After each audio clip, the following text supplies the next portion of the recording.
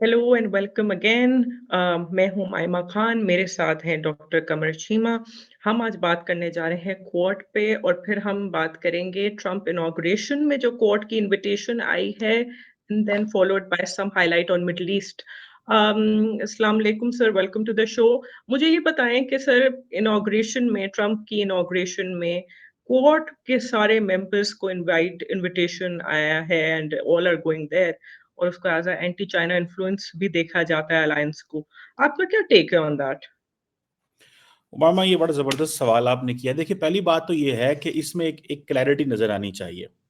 Clarity ये है कि अमेरिकन जो है they are moving away from trans Atlantic partnership. और इफ अगर मैं ये कहूँ कि ये बहुत बड़ा वर्ड होगा, moving away from trans Atlantic partnership, at least they are downgrading it. यानी कि डोनाल्ड ट्रंप जो है उनके लिए भी जो फोकस है वो सारे का सारा इंडो पैसिफिक है, पहली बात। दूसरी बात ये है कि वो समझते हैं कि यूरोपियंस तो हम पैसे देते हैं तो चलते हैं। भाई वो कह रहे हैं कि यूरोप जो है इसको तो मैं पैसे देता हूं। ये हुँ, यूरोप जो है वो तो अगर 2% ऑफ द जीडीपी नहीं देते, और हम क्यों इनको प्रोटेक्ट करें? ये तो मतलब जिनको तो जैसे हम कहेंगे ये चल जाएंगे। और आपने ये भी देखा कि जब उन्होंने ग्रीनलैंड की बात की तो nobody responded. For example हुँ, आज जस्ट इमेजिन करें, देखिए उनके लिए इंपॉर्टेंट है चाइना। यही वजह है कि डोनाल्ड ट्रंप जो है वो शी जिनपिंग से भी बात करते हैं। यही वजह है कि शी जिनपिंग अपने एनवॉय को भेज रहे हैं। यही वजह है कि वो समझते हैं कि मुझे जो डोनाल्ड ट्रंप के नज़दीक तीन लोग हैं, ठीक है जी, जिनमें खासतौर पे एलॉन मस्क एंड जो बिजनेस कम्युनिटी है वो ये समझती है कि हमें चाइना के करीब रहना चाहिए। अब ट्रांस अटलांटिक पार्टनरशिप अपनी जगह, उनको पता है वहां पे कोई इतनी लंबी चौड़ी अपॉर्चुनिटी नहीं है। उनकी उनके लिए वो बिजनेस डील्स भी पॉसिबल नहीं है। वो तो सारे के सारे डिपेंडेंट ऑन इटसेल्फ अमेरिका। सो उन्होंने अहमियत किसको दी? उन्होंने अहमियत दे दी है चाइना को। और चाइना के लिए जारी बात है, फिर उनको सबको सब जो एक एंटी चाइना ब्लॉक आप इसे कह लें, या जो क्वाड्रिलेटरल सिक्योरिटी डायलॉग है जिसे कहते हैं कि डोनाल्ड ट्रंप ये कहते हैं कि एक आयरन क्लैड कमिटमेंट है हमारी क्वाड के साथ। या ठीक है जी। सो ये जो आयरन क्लैड कमिटमेंट है, इसमें वो सारे केस, और मजे की बात है कि जितनी भी ट्रंप एडमिनिस्ट्रेशन है, पर्टिकुलरली सेनेटर मार्को रूबियो, ठीक है जी, वो जो सेक्रेटरी ऑफ स्टेट जो है वो उनकी कंफर्मेशन होने वाली है, वो भी जारी बात है क्वाड मिनिस्टर से मिलने जा रहे हैं। सो इसीलिए इन्होंने बुलाया है। So everything is about China, everything is about Indo-Pacific, everything is about Malacca Strait, everything is about the communication lanes. So ये सारी की सारी जो एक जिसे कहते हैं ना, एक कलेक्टिव कमिटमेंट दिखा रहे हैं इंडो पैसिफिक के लिए। और यही वजह है कि डोनाल्ड ट्रंप जो है उसके लिए एक रिडल है चाइना। वो चाइना को नहीं समझ पा रहे। डोनाल्ड ट्रंप को ये है कि Donald Trump is tough on everybody accept China. वो यूरोपियंस को भी बातें कर देते हैं, वो और मुल्कों को भी बातें कर देते हैं, लेकिन वो चाइना को कुछ नहीं कहते, बिकॉज उनको पता है कि ये मेरा कॉम्पिटिटर है, इससे मैंने बिजनेस करना है, इससे मैंने स्टेप बाय स्टेप, और खुद भी बड़े वो डिपेंडेंट है। सो ये जो चीजें हैं कि वो, एंड देन आपको पता है there is another platform known as an AUKUS, Australia, UK and America. इसके अंदर भी उनको पता है कि बरतानिया एंड ऑस्ट्रेलिया जो कि उनके अपने ही वो जिसे कहते हैं ना बड़े स्ट्रेटेजिक पार्टनर हैं, उनको भी मिलिट्री एसेट्स जो आर्सेनल जो हैं या जो मिलिट्री इक्विपमेंट जो है वो बेचना है। सो ये जो इनॉग्रेशन पे क्वाड को बुलाना इज अ मैसेज कि यूरोप की वो वर्थ वैल्यू नहीं रही। ट्रांस अटलांटिक में वो कहते हैं कि भाई आप अपना बंदोबस्त खुद कर लें। थर्ड एक और चीज है इसमें ये भी है कि अमेरिकन ने ये भी कह दिया है कि हम यूरोपियंस को उठा के इंडो पैसिफिक में नहीं लेके आएंगे, वहां पे हम अपने पार्टनर्स बनाएंगे। यही वजह है कि तमाम यूरोपियन ममालिक ने अपनी इंडो पैसिफिक डॉक्ट्रिन्स इंट्रोड्यूस कराई हैं, और तमाम ममालिक ने इंडिया को एज ए मेजर प्लेयर के तौर पे वहां पे लिया होगा। सो इंडिया की तो इस हवाले से देखें उमामा चांदी निकल आई भाई, कि अमेरिकन इटसेल्फ उनके बड़े वो जो कॉम्प्रिहेंसिव ग्लोबल स्ट्रेटेजिक पार्टनरशिप में एंगेज करते हैं। यूरोपियंस ये देखते हुए कि इंडिया क्योंकि अमेरिका के करीब है, वो फ्रांस हो, जर्मनी हो, कनाडा हो, तमाम की जो इंडो पैसिफिक डॉक्ट्रिन है उसके अंदर सब के सब इंडिया की रेलिवेंस जो है वो मौजूद है। सो क्वाड आप समझ लें कि ये एक साइन ऑफ कॉन्टिन्यूटी है। Sign of continuity, for example Indians ये महसूस करते हैं कि जब जो ट्रम्प एडमिनिस्ट्रेशन जब पहली दफा आई थी तो उन्होंने क्वाड को बड़ी अहमियत दी थी, ठीक है जी। सो इसको हुँ, इस दोबारा लेके आना जो है वो ट्रम्प की तरफ से इट मीन्स कि ये American do understand China's growing power. वो चाइना की जो ग्रोइंग पावर है उसको एब्सोल्युटली अंडरस्टैंड करते हैं, और वो सेकंड टर्म में भी इसी तरह जो है वो क्वाड को जो है वो रेलिवेंट रखना चाहते हैं। लेकिन जो सबसे इंपॉर्टेंट चीज है उमामा, दैट इज के will Quad be a security alliance और will it go the way it is. एक चीज मैं आपको बात बताऊं कि जो कि चाइनीज अमेरिकन इंडियंस ने सो फार रोक के रखा, वो कहते हैं जी हम आपके साथ सिक्योरिटी पार्टनरशिप नहीं करने जा रहे, हम ऐसी कोई गारंटी नहीं आपसे लेना चाहते, आपको कहीं पे दुनिया में मसला होगा। हाँ, अभी हाल ही में इन्होंने एक एग्रीमेंट साइन किया था जिसे बोलते हैं सप्लाई ऑफ सिक्योरिटी अरेंजमेंट, सोसा के नाम से, जो इंडिया के डिफेंस मिनिस्टर ने अमेरिका में किया था, जिसमें उन्होंने कहा था कि अमेरिकन फौजों को दुनिया में और खास तौर पे ये जिस रीजन में है जहां पे भी सपोर्ट चाहिए होगी इंडियंस वो सपोर्ट देंगे। And same is for the Indians कि इंडिया को जहां भी सपोर्ट चाहिए होगी, वो एयर नेवल या बाकी जो लैंड सपोर्ट चाहिए होगी, तो अमेरिकन फौजें जो है वो देंगी। और इस सिलसिले में उन्होंने अपने जो कोऑर्डिनेशन के लिए फौजी भी बिठा रखे हैं दोनों मुल्कों के अंदर। सो क्वेश्चन ये है कि क्वाड को ट्रम्प सिक्योरिटी कंपोनेंट बनाते हैं कि नहीं बनाते, ये क्वेश्चन है। अगर तो क्वाड सिक्योरिटी कंपोनेंट आता है दोनों मुद्दे, इसके लिए एक उसकी चीज सामने नजर आती है कि क्वाड ममालिक जो है, आई थिंक जनवरी के फरवरी के अंदर ही, if I am not wrong, ये जो कोस्ट गार्ड्स होते हैं उनकी ज्वाइंट ट्रेनिंग हो रही है। ठीक है जी, coast guards, this is first time इस तरह की चीज होती है। इससे पहले माला वाले एक्सरसाइजेज होती रही हैं, वो हर साल होती रहती हैं, वो चलती रहती हैं, लेकिन ये एक नई चीज आई थी कि जी क्वाड कंट्रीज जो हैं वो कोस्ट गार्ड जो है वो आपस उनकी ट्रेनिंग जो है वो अमेरिकन करने जा रहे हैं। सो इट मींस कि ये कोस्ट गार्ड है, कल को फिर ये आगे चलेगी, फिर अगले स्टेप, फिर अगला स्टेप। तो at the end of the day, और आपको पता है फिर इसके साथ साथ अमेरिकन को ये चीज भी बुरी लगती है कि इंडिया अपनी चीजें नॉर्मलाइज कर रहा है चाइना के साथ, जैसे फॉर एग्जांपल एलएसी के ऊपर, लाइन ऑफ एक्चुअल कंट्रोल के ऊपर कर रहे हैं। लेकिन इसके साथ साथ ये भी है कि इंडिया ने बड़ी डिप्लॉयमेंट भी कर ली हुई है चाइनीज बॉर्डर के ऊपर। बल्कि अगले दिन जब हम अपने शो में बात कर रहे थे कि इंडियन ने आईबीजीज भी इस साल के एंड में लेके जा रहे हैं। So Indians are giving mixed signals, but the only thing is, will India be working with the United States on this security, कि क्या कोई सिक्योरिटी का कंपोनेंट तैयार होगा या नहीं तैयार होगा, ये वो चीज जो है वो डिटरमिन करेगी। और मेरा ख्याल है डॉक्टर जयशंकर जो है वो बड़े खुश हैं इस वक्त कि इतनी बड़ी अमेरिका के अंदर जो तब्दीली आ रही है उसमें इंडियंस जो हैं वो मौजूद हैं। एक तो इंडियंस मौजूद हैं बिकॉज ट्रम्प एडमिनिस्ट्रेशन के अंदर इंडियंस मौजूद हैं, starting from vice president wife जो है उसको वैंस जो है वो है। ऑल्दो रिसेंटली मैं एक देख रहा था, एक कोई इवेंट था तो जिसमें सारी की सारी जो जेडी वैंस की जो फैमिली है, जो ससुराल वाली फैमिली है, वो सारे के सारे इंडियंस थे वो, और वो सारे इकट्ठे हुए थे and he was the only गोरा इन दैट पिक्चर। तो इट मींस के उनकी एक तो वो चीज है। दूसरा, फिर आप देखें, अब तुलसी गैबर्ट को देख लें, आप एफबीआई के डायरेक्टर को देख लें, जो बड़ी अपॉइंटमेंट्स हैं उनमें इंडियंस जो है वो मौजूद है। इवन कि आर्टिफिशियल इंटेलिजेंस के हवाले से जिस लड़के को लगाया गया है, he is an Indian, I think Indian American है। सो द पॉइंट इज कि इंडियंस को बहुत ज्यादा स्पेस मिल रही है, तो एक कंफर्ट जोन इंडियंस के लिए ऑलरेडी वहां पे क्रिएट हो गया। डॉक्टर जयशंकर इसको एंजॉय कर रहे हैं, वो इसको एंजॉय कर रहे हैं, और अंबानीज भी आपको पता है वहां पे बैठे हुए हैं। और डोनाल्ड ट्रंप ने उनको इन्वाइट किया है, नोइंग के शायद अंबानी जो हैं वो कोई पैसा पूसा डालेंगे, कमिटमेंट करेंगे, क्योंकि डोनाल्ड ट्रंप ऐसे लोगों को पसंद करते हैं जो $1 बिलियन क्लब के लोग मेंबर हैं। क्योंकि देखें, $1 बिलियन क्लब जो है ना वो डोनाल्ड ट्रंप अपने करीब रखते हैं, जिसको बाइडेन ने कहा है कि we need to be careful as the oligarchs are coming in power. ठीक है, ये सारे के सारे जो ओलिगार्क्स हैं ये पावर में आ रहे हैं, तो ये अपने ही इंटरेस्ट को वॉच करेंगे। So they are speaking for the upper class. They don't speak for the,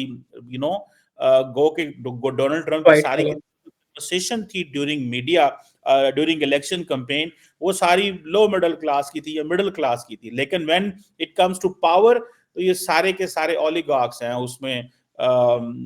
जो है वो मस्क भी आ जाता है उसमें, क्या नाम है उसका, मेटा वाला भी आ जाता है उसमें, ये भी अरब्स भी आ जाते हैं उसमें, इंडियंस भी आ जाते हैं।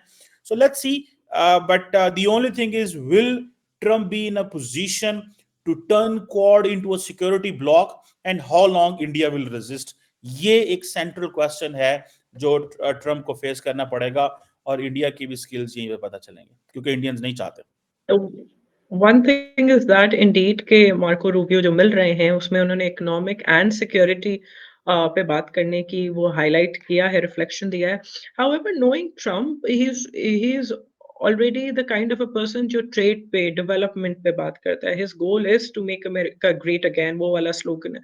सो इट्स हो सकता है इन हाइंडसाइट कि वो इनको सिक्योरिटी एम्बिट में लेकर आना चाहें, लेकिन it is not Trump's nature. He is more of trade. देखें ना, अब आप देख लें किस तरीके से गाजा डील हो गई, एंड हाउ ही सेज के why would I shoot, like if we talk about Iranian nuclear plant, तो उसने कहा मैं स्ट्राइक क्यों करूंगा, लाइक उस वो he is a kind of a person who engages a lot and he believes in bilateral exchanges.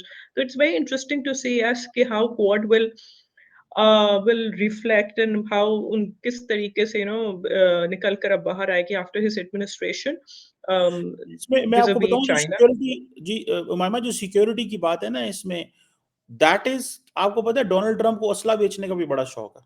वो कहता है मेरे पास डॉलर हैं, तो वो चाहेगा कि ये Mm, जापान, क्योंकि आप मुझे बताएं ना, आपको पता है ट्रम्प की स्टेटमेंट आई थी, उसने कहा था कि हम ताइवान को प्रोटेक्ट नहीं करेंगे, they will have to pay the yes, price. yes. Okay, Pay one. the price, yeah. The second thing is कि Indians are in a position to buy weapons. Japan is in a position to buy weapons because Japan अपना Article 9 remove कर रहा है, which means कि they are going to have the military. So if they're going to have a military, they need a big military machine, and वो कहाँ से उनको मिलेगी? अमेरिका से मिलेगी, ऑस्ट्रेलिया को भी चाहिए। So ये सारे के सारे वो जो security component है, it means selling them the weapons. ये और इंडियंस को फॉर एग्जांपल वो कह रहे हैं F-16 ले लो, वो कहते हैं F-16 हमने नहीं लेने, देने तो आप 35 दो जो आप इसराइल को देते हो और मुल्कों को देते हो। Mm, तो क्वेश्चन ये है कि ये जो सिक्योरिटी कंपोनेंट है ना, this is over the military modernisation for these for the quad partners, but for the Americans it's about minting money from these yeah. friends। वो Mm, वो makes sense. जापान को भी कहेंगे कि भाई और पैसे दो, ऑस्ट्रेलिया को भी कहेंगे, Mm, सबको वो कहेंगे पैसे दो। So I think this is what is important when it comes to, if it becomes a security component हावी हो जाता है, तो Americans will make money out of this alliance as well. money on that, yeah, probably. Another thing is that what will happen when it comes to Pakistan? Like if they stall military aid, क्या होगा sir उस पे? Will Pakistan will have a setback या नहीं? Because ये हमें बहुत तो सारी military एक को दे नहीं रहे, बातें फ्रैंकली हैं। स्पीकिंग हमें तो कोई किसी किस्म की वो मिलिट्री असिस्टेंस बंद कर दी हुई है। मेरे ख्याल है एक ही प्रोग्राम चल रहा है इस वक्त, और वो ये है कि हमारे फौजी को ट्रेनिंग लेने जाते हैं सीनियर ऑफिसर्स, और वो भी उन्होंने खुद हम्म, ही रिवाइव की थी, बाकी तो उन्होंने कुछ भी ऐसा नहीं कर रहे। So we are not dependent on the United States in terms of military assistance. Even state department भी जो हमें असिस्टेंस दे रहा है, जो उन्होंने आई थिंक रिसेंटली कांग्रेस में डोनाल्ड लू ने बात की थी, दैट वाज $102 मिलियन ओनली। सो ये को बहुत बड़े पैमाने पे हमें सपोर्ट नहीं दी जा रही। जो सपोर्ट हमें अमेरिकन दे रहे हैं, they are giving in the multi जो जिसे कहते हैं ना मल्टी जो फाइनेंशियल इंस्टीट्यूशंस है, global financial institutions, IMF, world bank, Asian development bank, यहाँ से पैसा जो आएगा वो हमारे लिए, वो ये हमें सपोर्ट दे रहे हैं। बिकॉज जब अमरीकी नेक्स्ट जो एक्सचेकर से पैसा आना है या अमेरिकी टैक्स पेयर का पैसा आना है, तो उसमें कांग्रेस की सपोर्ट चाहिए। एंड अमेरिका इस वक्त इस पोजीशन में नहीं है कि अमेरिकी कांग्रेस पाकिस्तान पे पैसे लगाएगी। सो वो पाकिस्तान को पैसे नहीं देने जा रहे। सो वो क्या करते हैं, वो उन्होंने ये अदारे जो रखे हैं, इन अदारों के जरिए हमें सपोर्ट करेंगे। The more they hmm, support us, the better they will have a leverage on us. So उनकी लिवरेज जो है इस वक्त वो हमारे ऊपर इनसे है। अगर हाँ उनको कोई डायरेक्टली कुछ सपोर्ट चाहिए, किसी चीज में फंस जाते हैं, तो हो सकता है वो कांग्रेस को कहें जी हमें पाकिस्तान को $1 अरब देना है, $2 अरब देना है, $3 अरब देना है, हमें इस तरह इंगेज करना है। हम्म, लेकिन इस वक्त वो हमें किसी किस्म की ना तो कोई वो सपोर्ट देंगे, ना वो हाँ एक प्रॉब्लम है उमामा, जो मुझे याद है कि पिछली ये जो बाइडेन एडमिनिस्ट्रेशन हमारे लिए मसला पैदा कर गई है, और वो जो जॉइंट फाइनल की स्टेटमेंट थी, उसमें एक चीज है कि वो बेसिकली दैट वाज, उन्होंने एक फीलर छोड़ा था फॉर द ट्रम्प एडमिनिस्ट्रेशन कि start thinking about Pakistan from this lens, that they have the missile capability, one thing. Secondly, सारी की सारी हम्म, जितनी भी जो है ये ट्रम्प एडमिनिस्ट्रेशन है, सारी की सारी प्रो इजराइल एंटी चाइना, दोनों हमें सूट नहीं करते। अगर एंटी चाइना है तो they will Yeah. Keep us in radar, if they are and pro Israel and very much anti Iran they will keep a check on us. So हमारे लिए कोई कोई इतना अच्छी सिचुएशन नहीं है इस वक्त फ्रैंकली स्पीकिंग। लेकिन हमारा यह है कि हम मिलिटरली डिपेंडेंट नहीं है, हम कोई फाइनेंशियली उस तरह उनसे डिपेंडेंट नहीं है। लेकिन in case American withdraw this financial assistance जो World bank, Asian development Bank या बाकी जो आईएमएफ हमें प्रोग्राम देता है, तो it means they will lose all leverage on us. तो हम पे वो तमाम लिवरेज उनकी खत्म हो जाएगी। तो अगर ये लिवरेज खत्म हो जाएगी तो फिर हम उनको क्या सर्व करेंगे और उनके इंटरेस्ट को क्या देखेंगे। सो मेरा नहीं ख्याल कि इस वक्त ऑलरेडी बड़ा एक लोएस्ट लेवल पे चीजें चल रही हैं। पूरी की पूरी administration ओमायमा, no one came in Pakistan from Secretary of State, Secretary of Defense, National Security Advisor, कोई भी पाकिस्तान नहीं आया और उसकी वजह थी they downgraded the relations. So I think that Trump will do the same. The only thing is कि अगर वो कोई ऐसी चीज आती है जो वहां पे बहुत ज्यादा प्रो इजराइल लोग बैठे हुए हैं तो एक चीज है। लेकिन अगर Trump can force Netanyahu to sign deal with the Hamas, so how come he will allow Netanyahu to attack Iran? So he will Yeah, pressurize that's Iran. true.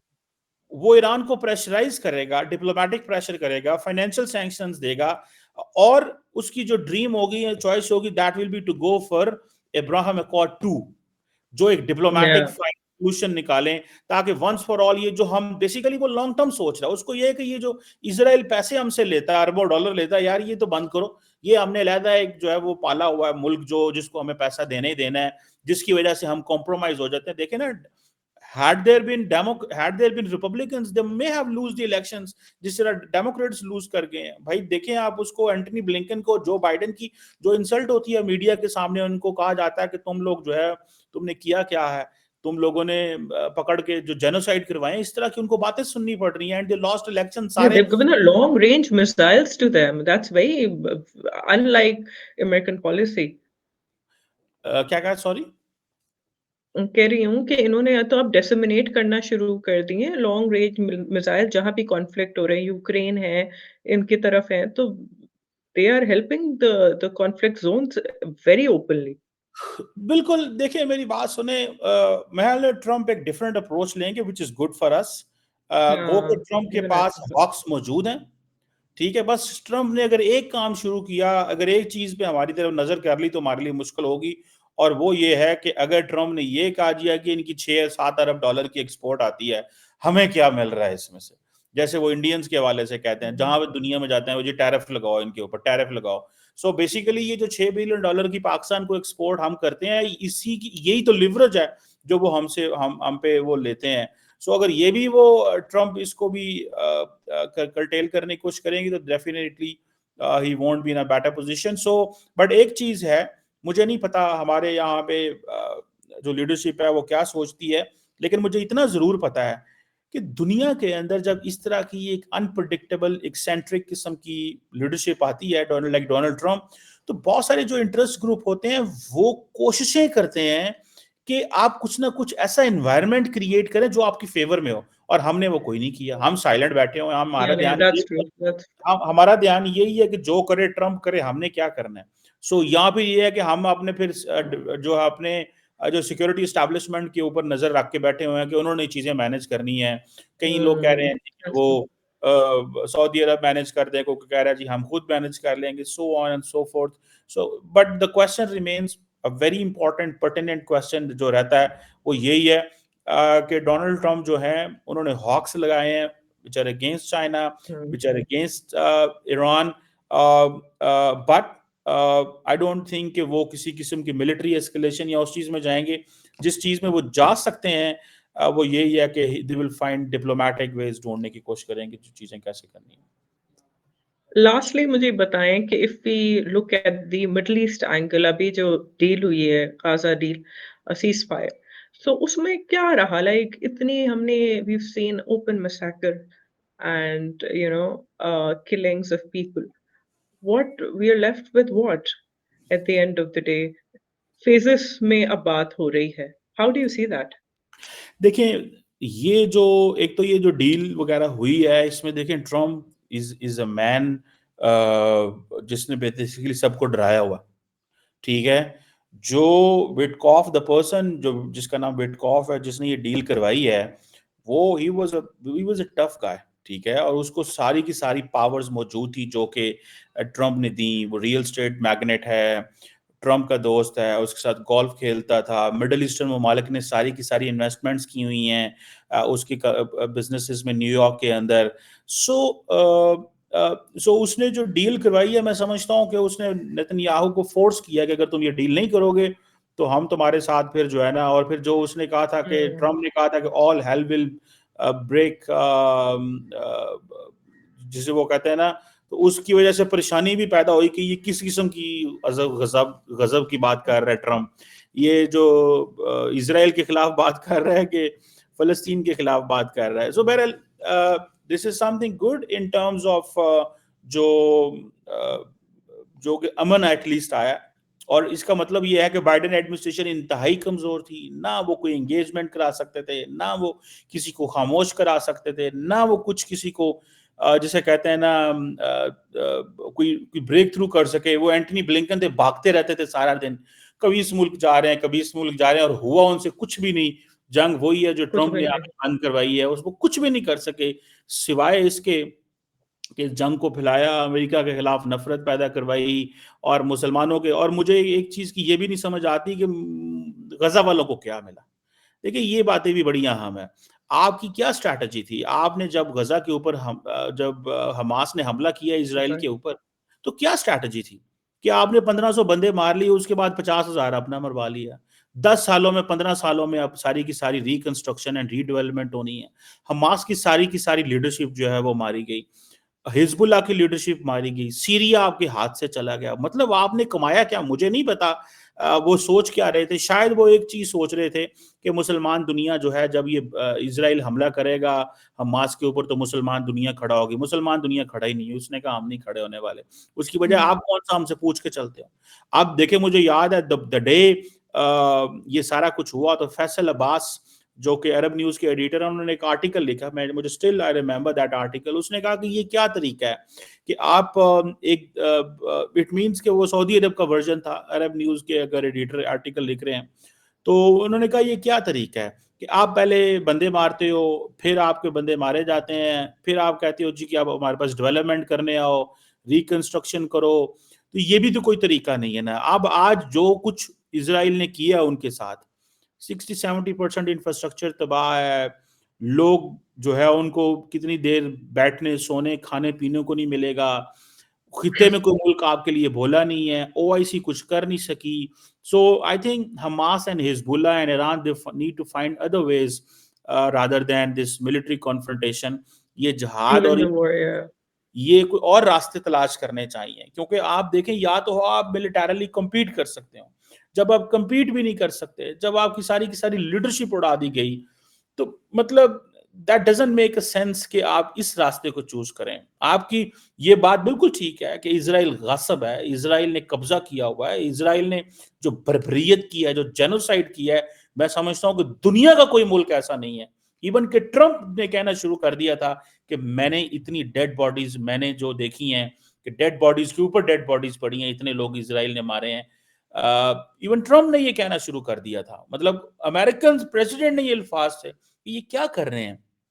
तो मेरा ख्याल है कि अगर तो ये सोच है हमास की और उसके सिंपथाइजर्स की और ईरान की, वो ये सोचते हैं कि ठीक है हम इतना जुल्म अपने ऊपर करवाएं, इतना जुल्म अपने ऊपर करवाएं ताकि इस इशू को जिंदा रखें, तो ये मैं समझता हूँ बड़ी कॉस्टली प्लान है। और दूसरा जो कि एंटनी ब्लिंकन ने कहा था कि जी हमास ने हमला सिर्फ इसलिए किया था कि सऊदी अरब और ईरान की जो है वो सऊदी अरब और इसराइल की नॉर्मलाइजेशन ना हो। तो मेरा ख्याल है वो नॉर्मलाइजेशन तो होनी है, that's on the card it seems. और ये आप देखिएगा कि ट्रंप वो सारी कंसेशंस लेगा जो सऊदीज चाहते हैं, और वो सऊदीज के साथ बैकडोर चल रहा होगा। मेरी ये अंडरस्टैंडिंग है कि वो सऊदीज के साथ मिलके Yeah. बैकडोर कुछ ना कुछ कर रहा होगा।